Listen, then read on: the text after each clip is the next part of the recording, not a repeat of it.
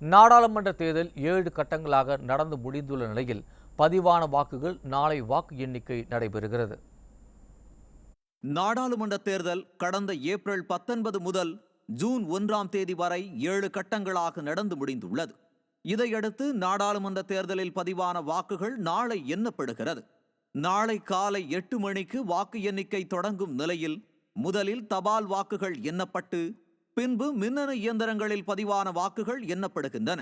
தமிழகத்தின் பேரவை தொகுதி வாரியாக ஒரு தொகுதிக்கு 14 மேஜைகள் என மொத்தம் 3300 மேஜைகள் அமைக்கப்பட்டுள்ளன. வேட்பாளர்கள் வாக்குப்பதிவு சதவீதம் அதிகம் உள்ள இடங்களில் 30 மேஜைகள் வரை போடப்பட்டுள்ளன.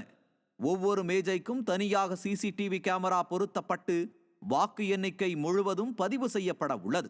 10,000 அலுவலர்கள், உதவியாளர்கள் உட்பட 24,000 பேர், நுண்ணறிவு பார்வையாளர்கள் 4,500 பேர் என மொத்தம் 38,500க்கும் மேற்பட்டோர் வாக்கு எண்ணும் பணியில் ஈடுபடுத்தப்படுகின்றனர்.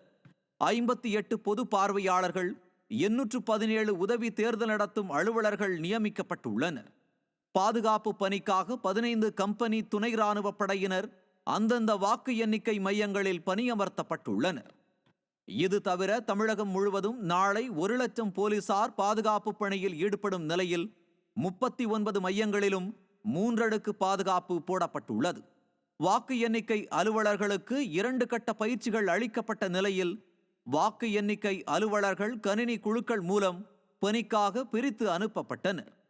இதேபோல் புதுச்சேரி மாநிலத்தில் பதிவான வாக்குகள் லாஸ்பேட்டையில் உள்ள 2 மையங்களில் எண்ணப்படுகிறது. இதனையொட்டி 1,500க்கும் மேற்பட்ட போலீசார் பாதுகாப்பு பணியில் ஈடுபடுத்தப்பட்டுள்ளனர். சென்னையில் உள்ள 3 நாடாளுமன்ற தொகுதிகளில் வாக்கு எண்ணும் பணிக்கான ஏற்பாடுகள் தயார் நிலையில் உள்ளதாக சென்னை மாவட்ட தேர்தல் அதிகாரி ராதாகிருஷ்ணன் தெரிவித்துள்ளார். ரிப்பன் மாளிகையில் செய்தியாளர்களிடம் பேசிய அவர், வாக்கு எண்ணும் பணிக்கான ஏற்பாடுகள் தயார் நிலையில் உள்ளதாகவும் 1,550 காவலர்கள் பாதுகாப்பு பணியில் ஈடுபட உள்ளதாகவும் தெரிவித்தார்.